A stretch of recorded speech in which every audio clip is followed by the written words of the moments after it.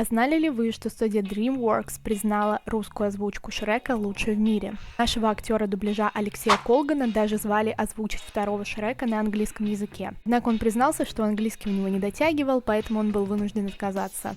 И мир потерял такую шикарную озвучку. Однако сегодня, благодаря нейросети, мы можем узнать, как бы звучал Шрек на английском с голосом русского актера дубляжа. Do not behave as if you are in the comfort of your own residence. You are not officially welcomed here. That is indeed a fact.